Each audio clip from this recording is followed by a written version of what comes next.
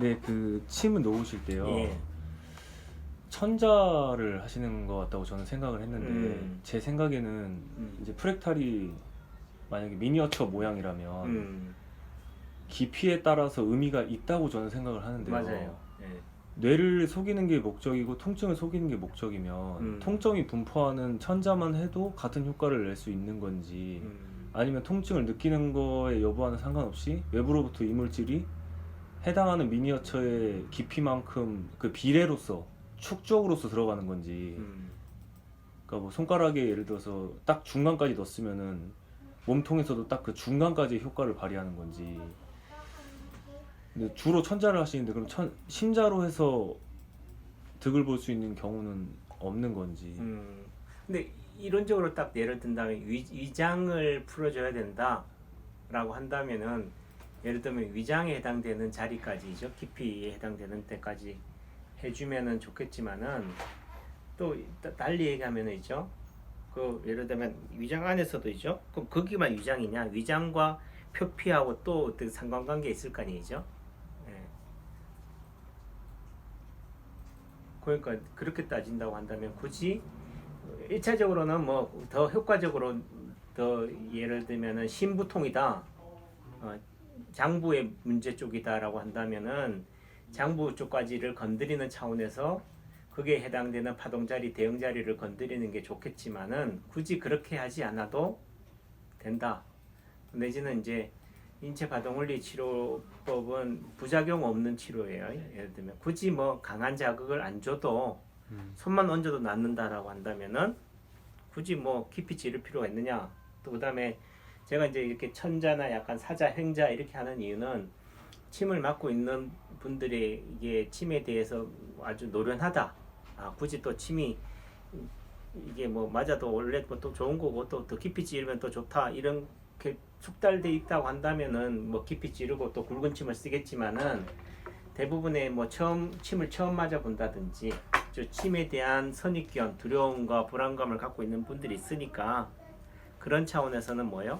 어떤 면에서 오늘 한 번의 침으로 끝난다면요, 진짜 강한 자극을 줘서 깊이 찌르거나 뭐 듣기를 한다고 해서 막 이렇게 하겠지만은 굳이 파동 원리의 관점에서 봐서는 굳이 그럴 필요가 없다. 예를 들면은 기존의 다른 침은 예를 들면 어느 한 자리 혈자리, 예를 들면 그 혈자리가 합곡이다라면 합곡이라는 정교한 혈을 찾고 거기에 기피라든지 이런 걸 찾기 위해서 또는 굵기라든지 이런 차원에서 하는 거지만은 인체 파동 원리에서는 합곡에 해당되는 자리가 뭐요? 손발. 아까 뭐 12개냐 18개냐 이런 거는 말하기 하기 나름이에요. 예를 들면은 얼굴이 한 몸이라고 한다면은 몸통도 한 몸이고 또 목도 한 몸이에요. 그러면 손도 한 몸이고 아래팔도 한 몸, 윗팔도 한 몸. 그렇게 따지면 또 마디에서도 뭐예요? 한 몸으로 따지니까 이게 개수는 무한정으로 늘어나는 거고, 다만 일반적으로 했을 때 굳이 뭐 편하게 쉽게 하기 위해서 얼굴, 목, 몸통이니까 얼굴, 여기 팔꿈치 있는 데가 목, 그 다음에 몸통으로 돼서 팔을 뭐예요? 하나의 몸으로 보는 거죠. 제가 처음 이 파동 원리를 접했을 때 그때 한 10명 정도 한의사들이 이거 처음 이제 배우기 시작했는데, 그때 제주도에 있는 선배 한의사가 하시는 분이 한 얘기가, 야, 그 인체 파동 원리 그 박종무 선생님은 여기가 머리, 목, 몸통이라고 그러는데 또 달리 얘기하면은 이게 또 하나의 몸이지 않느냐. 예를 들면은 이렇게 분리시켜서 얘기를 하더라고요. 그 당시에는 그러니까 이게 어떤 면에서 어떤 진짜 발전이 있으려면은 항상 왜 또는 내지는 부정이라면 무조건 부정하라는 얘기가 아니고 무조건적으로 예스맨이 되지 않고 진짜 그럴까? 이렇게 다르게 생각할 수 없나? 이렇게 뭔가 역발상으로 자꾸 보는 관점이 필요한데, 그분은 이렇게도 볼 수 이걸 하나의 몸으로도 어떻게 볼 수 있을 텐데 이렇게만 하고 우리도 그냥 그럴 수도 있겠지 하고 그 다음부터는 그냥 넘어가 버린 거예요. 그 당시에는 뭐 그걸 뭐 프랙탈이라든지 이런 개념을 또 정교하게 얘기한 적도 없고 단지 자리로만 여기가 얼굴, 여기 목, 몸통이다라고 얘기해 주니까 당연히 뭐 얼굴인갑다 라고 생각했지. 여기를 뭐라고 생각해요? 심장이나 왼쪽 눈은 심장, 오른쪽 눈이 간이니까 여기서도 뭐요? 심장이나 간으로 볼 수도 있는데도 불구하고 코로만 보고 여기서는 심장이나 간을 볼 때는 아래팔에서만 보려고 한 거죠. 그러니까 한 마디를 몸으로 본다고 한다면은 심장이 뭐가 된다? 왼쪽 눈이 되고 간이 오른쪽 눈이 되는 거니까 같은 자리 개념이 되는 거고. 그래서 굳이 뭐 이왕이면 아까도 했지만 길을 뭐 모를 때는 하나를 확실하게 해야 되겠지만은 이게 자리가 너무 많으니까 굳이 이 자리를 강하게 듣기를 안 해도 뭐예요? 이 자리에 굳이 여기 아니면 어디예요? 지금 오른 왼쪽 합곡 자리라고 하면 여기서도 어떻게 왼쪽 합곡 자리가 이 자리인 거고 예를 들면은 그 자리들은 많단 말이에요. 예를 들면은 또 예를 들면은 서해부 자리가 사토구니 자리가 또 뭐예요? 겨드랑이 자리도 되니까 예를 들면 이런 팔사혈, 팔풍혈 이런 자리들도 다 뭐예요? 합곡과 같은 개념으로 범주에 들어갈 수 있는 거죠. 그러니까 굳이 침 하나에 고민할 때 저는 뭐야? 그 시간에 뭐 침 하나 두두두 꽂아버리는 거니까.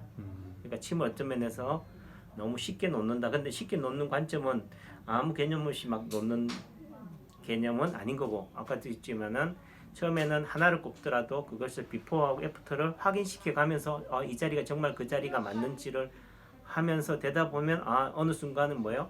자리가 없어져 버리는 거죠. 자리에 매이지 않는 거예요. 그러니까 또 실제 환자의 몸에서 말하는 오작동의 흔적들인 점이나 흉터, 상처, 사마귀, 뭐 검버선, 뭐 티눈, 이런 패션, 화장, 뭐 매니큐 바른 자리들 이런 것들을 보고 먹는 자리 이런 자리들이 되니까 저는 그러니까 처음 입문하는 분들한테는 잘 모르면은 뭐예요? 그냥 점이나 흉터나 상처에다 놔라. 또 만져서 아픈 부위에 넣어라 이런 얘기를 하는 거죠. 그러니까 그러면은 원래 파동침을 이렇게 횡자를 해요라고 하는 거는 저만이 그건 거죠. 제가 그냥 적절하게 환자들하고의 뭐예요? 침에 대한 두려움이나 공포, 불안감을 조성시키는 차원에서 조금만 움직여도 뭐예요?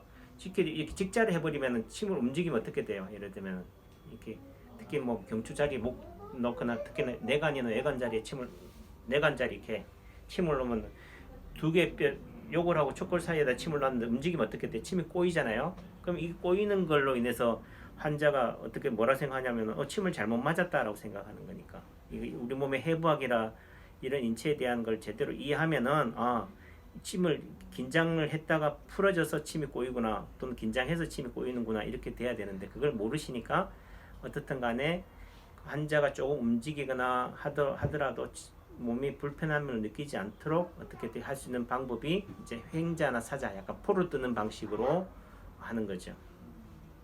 근데 어쨌든 직접적으로 빨리 효과를 내고 싶다 하면은 강한 자극이 더 빠른 거고 근데 장기적인 관점에서 본다면은 한 걸음 한 걸음 나가는 것이 된다. 또 예를 들면은 강하게 빨리 자극을 주는 만큼 뭐요?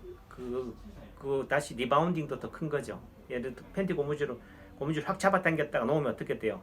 빨리 복원력이 되겠죠. 서서히 놓으면 어떻게 돼요? 그만큼 예전 상태로 돌아가려고 하는 속도도 어떻게 돼요?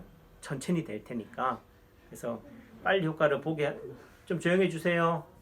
빨리 효과를 보게 하려면은 강한 자극 대신 그만큼 침을 빼거나 하고 났을 때 어떻게 돼요? 부작용은 아니지만은 몸이 그만큼 더 많이 아프다거나 침 몸살을 앓을 가능성이 있고 침을 가볍게 하면은 환자가 그러니까 그만큼 좋아지는 것도 뿐면서 잘 못 느낄 수도 있겠지만은 그 되는 정도는 또 부작용이나 이런 건 또 덜하다 이렇게 봐야죠. 저 치료실부터 문제 아닌가요? 네.